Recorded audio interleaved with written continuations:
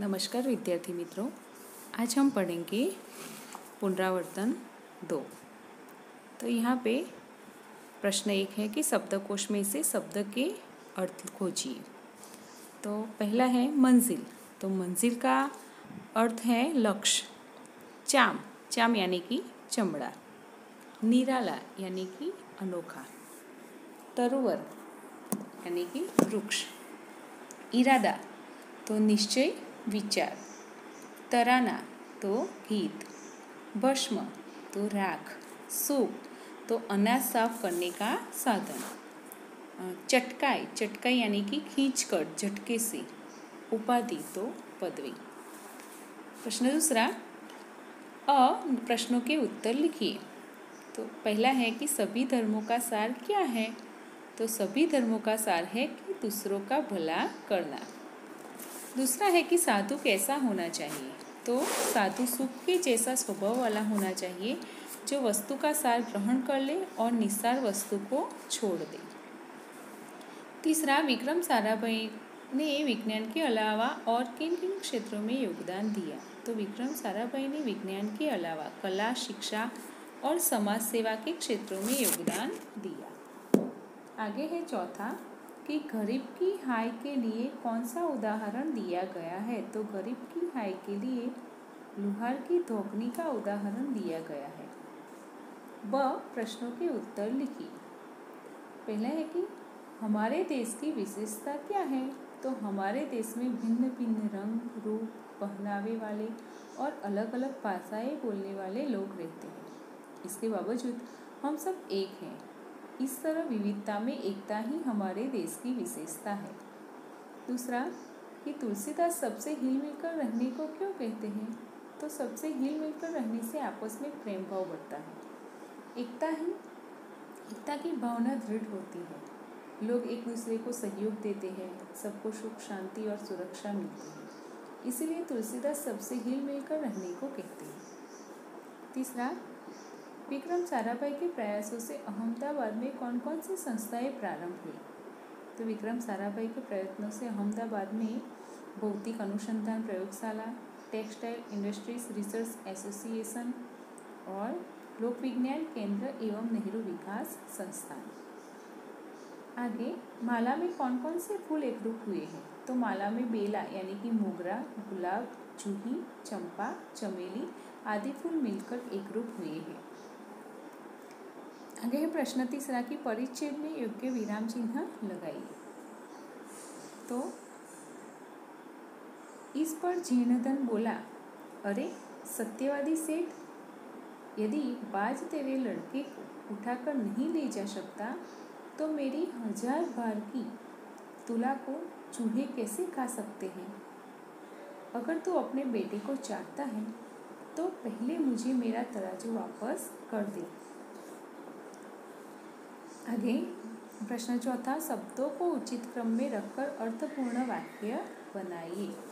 पहला है कि नदी हम बैठे के थे किनारे, तो हम नदी के किनारे बैठे थे। दूसरा, ऊपर है कि पेड़ बंदर कितने, तो पेड़ के ऊपर कितने बंदर हैं? तीसरा, वणिक रहता एक था किसी नगर में, तो किसी नगर में एक वणिक रहता था। चौथा, 2 इनका कर हुआ माल सामान लूटा इन्हें वापस, तो इनका लूटा हुआ माल सामान इन्हें वापस कर दो। पांचवा, दुनिया करती थी सारी इज्जत उनकी, तो सारी दुनिया उनकी इज्जत करती थी। आगे है प्रश्न पांचवा कि नीचे दिए गए वाक्यों में रेखांकित शब्दों के लिंग परिवर्तन करके विधान फिर से लिखिए। पहला है कि आज शिक्षक नीलेश से कुछ बात कर रहे थे, तो शिक्षक उसका लिंग परिवर्तन करना है और वाक्य फिर से लिखना है। तो आज शिक्षिका नीलेश से कुछ बात कर रही थी। दूसरा, वह लेखक बनना चाहता है, तो लेखक का लिंग परिवर्तन करना है, तो वह लेखिका बनना चाहती है। लेखक का लेखिका और शिक्षक का शिक्षिका। आगे तीसरा, नौकर आज बहुत ही देर से आया। नौकर, नौकरानी, नौकर का क्या होगा? नौकरानी। तो नौकरानी आज बहुत ही देर से आई। चौथा है कि नए डॉक्टर बहुत अच्छे हैं। तो डॉक्टर का लिंग परिवर्तन डॉक्टरनी। तो नई डॉक्टरनी बहुत अच्छी है। और पांचवा, लड़के क्रिकेट खेल रहे हैं। तो लड़के का लड़कियां, तो लड़कियां क्रिकेट खेल रही हैं। आगे है मौखिक कसौटी। तो पहला है कि चिड़िया कब खुशी, पहला प्रश्न है कि चिड़िया कब खुशी के गीत गाती है। तो चिड़िया बहुत सवेरे खुशी के गीत गाती है। दूसरा, सुबह होते ही क्या क्या होता है। तो सुबह होते ही चिड़िया चहचहाती हैं, कलियां खिलने लगती हैं, खुशबू की लहरें फूलों से निकलकर चारों ओर फैल जाती हैं। तीसरा, कुत्ते को वफादार प्राणी क्यों कहा गया है। तो कुत्ता अपने मालिक के घर का भरोसेमंद चौकीदार है। कुत्ते के होते हुए चोर मालिक के घर में घुसने की हिम्मत नहीं करती। यदि चोर मालिक का सामान चुरा ले जा रही हो तो कुत्ता उनका पीछा करता है। अगर चोरों ने कहीं सामान छिपाया है तो कुत्ता मालिक को उस जगह का पता बता देता है। अपने इन्हीं गुणों के कारण कुत्ते को वफादार प्राणी कहा गया है। चौथा है कि सभी नदियाँ कब एक होती हैं। तो सभी नदियाँ अलग अलग स्थानों से निकलती हैं, उनके बहाव के मार्ग भी अलग अलग है, परंतु जब वे सागर में मिलती है तब एक हो जाती है। पांचवा, साधु पुरुष कैसा होना चाहिए, क्यों। तो साधु पुरुष सूप जैसा होना चाहिए। सूप अनाज को अपने पास रख लेता है और कचरे को बाहर फेंक देता है। उसी तरह साधु को सारयुक्त वस्तु ग्रहण करनी चाहिए और निस्सार वस्तु छोड़ देनी चाहिए। आगे है प्रश्न दूसरा कि इस कविता का गान करना है, तो आपको करना है। तीसरा है कि यहाँ पे समानार्थी शब्द कोष्टक में से ढूंढकर उदाहरण के अनुसार उसका वाक्य प्रयोग करना है। पहला है जल। जल का क्या होगा समानार्थी शब्द। तो पानी। उदाहरण दिया गया है कि नर्मदा नदी में पानी का बहाव रहता है। सूरज का रवि। तो रवि का उदय होते ही फूल खिलते हैं। सुबह तो प्रातःकाल। तो प्रातःकाल में पंछी चहकते हैं। आगे है खुशबू। तो सुगंध। तो फूलों की सुगंध सबको अच्छी लगती है। चौथा खुशी तो आनंद। तो संगीत हमें आनंद देता है। और वन तो जंगल। तो शेर जंगल का राजा है। आगे है प्रश्न चौथा, निम्नलिखित शब्दपद्यों को उचित क्रम में रखकर अर्थपूर्ण वाक्य बनाइए। पहला है कि राजधानी की है गुजरात गांधीनगर। तो वाक्य बनेगा कि गांधीनगर गुजरात की राजधानी है। दूसरा है कि सेवक रविशंकर हमारे महाराज मुख थे। तो वाक्य बनेगा रविशंकर महाराज हमारे मुख्य सेवक थे। तीसरा है कि राष्ट्रीय है पक्षी और प्राणी हमारा मोर बाघ राष्ट्रीय। तो मोर हमारा राष्ट्रीय पक्षी और बाघ राष्ट्रीय प्राणी है।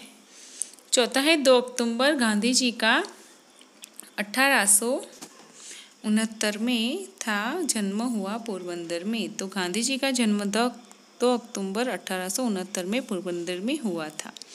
प्रश्न 5वां है कि अमित को बिजली का करंट लग जाने पर उसे अस्पताल में ले जाया गया। ऐसी घटना दोबारा न घटे इसके लिए आप अपने सुझाव दीजिए। तो बिजली का करंट लगने से बचने के लिए उपाय इस प्रकार है कि विद्युत संबंधी कार्य स्वयं न करके जानकार कारीगर से कराना चाहिए। अगर किसी को करंट लग गया हो तो उसे हाथ से छुड़ाने की कोशिश नहीं करनी चाहिए। लकड़ी से उस व्यक्ति को अलग करना चाहिए। बत्ती, पंखे, गीजर आदि का स्विच यानी कि बटन खोलते बंद करते समय हाथ गीला नहीं होना चाहिए।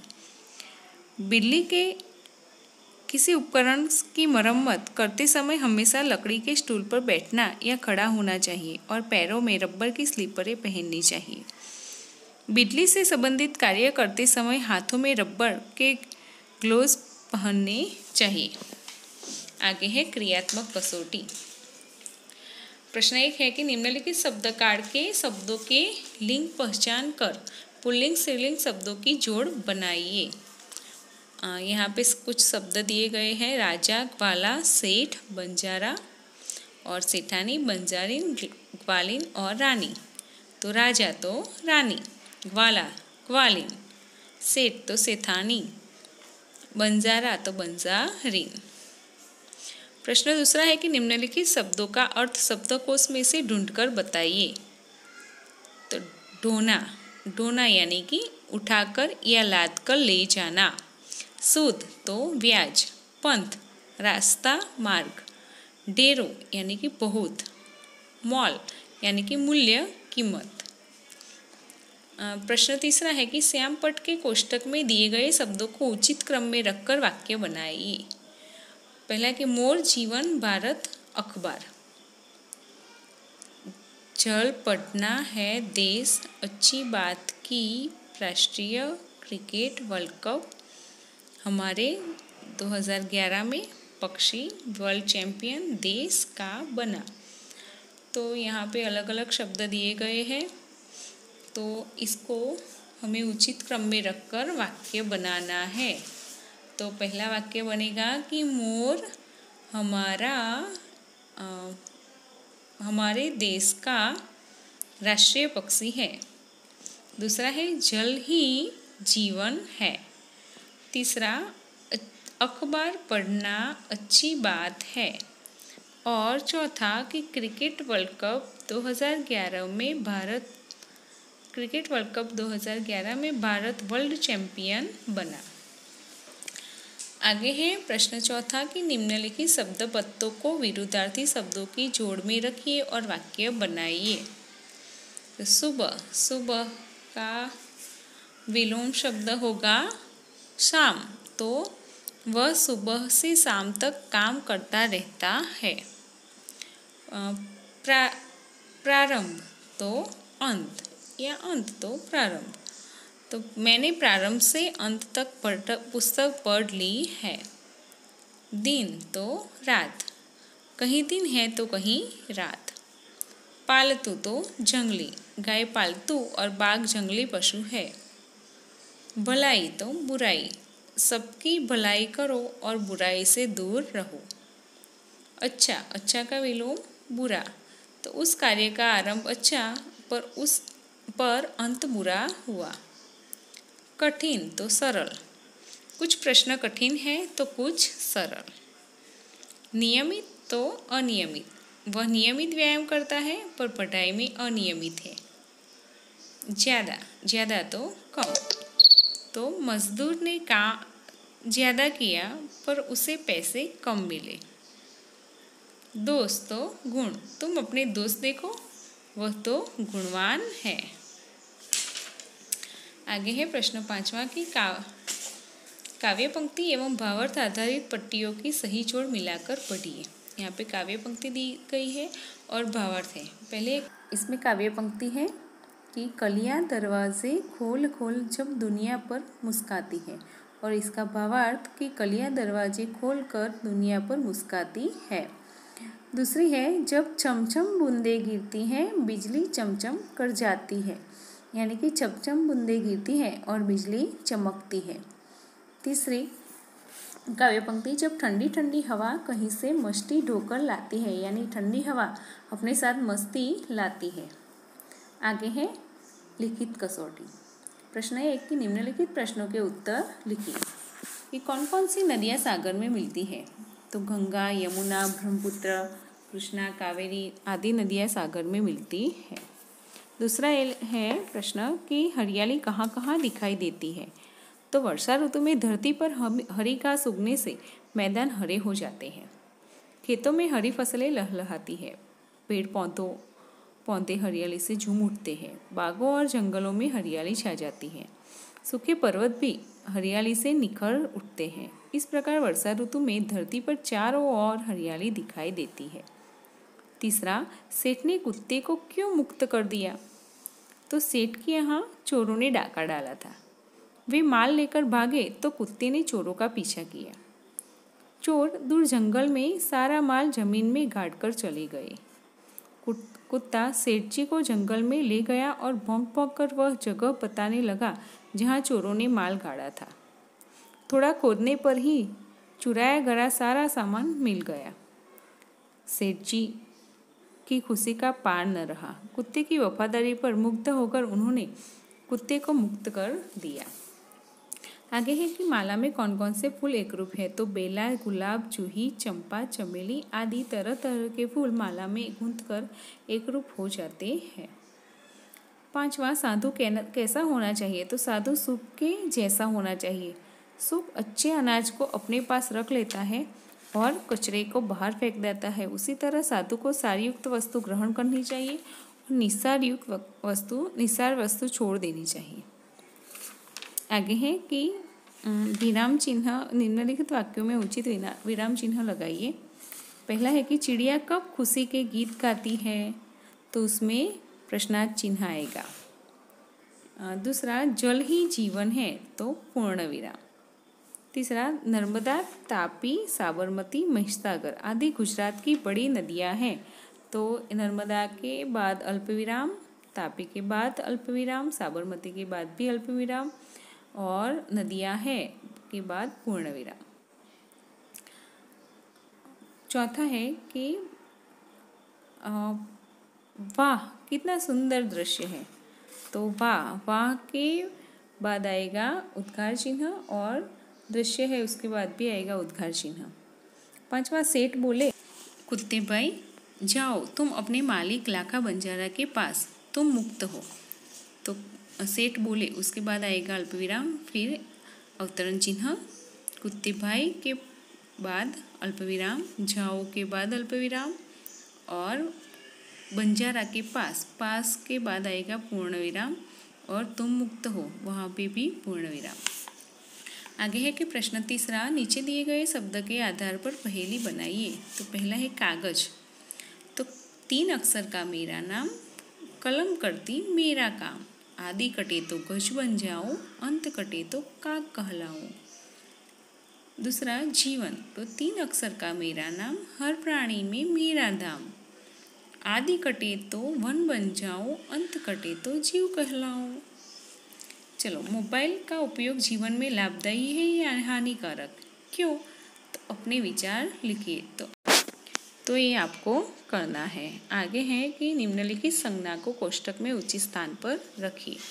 यहाँ पे कुछ शब्द दिए गए हैं कि और संज्ञा है व्यक्तिवाचक संज्ञा, जातिवाचक संज्ञा, द्रव्यवाचक संज्ञा, भाववाचक संज्ञा और समूहवाचक संज्ञा।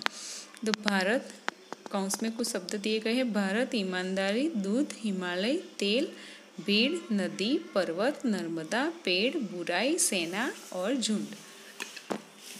तो व्यक्तिवाचक में क्या आएगा? तो भारत, हिमालय और नर्मदा। जातिवाचक संज्ञा में नदी, पर्वत और पेड़। द्रव्यवाचक संज्ञा में दूध और तेल। भाववाचक संज्ञा में ईमानदारी और बुराई। और समूहवाचक संज्ञा में झुंड, सेना और भीड़। तो यहाँ पे हमारा पुनरावर्तन दूसरा खत्म होता है।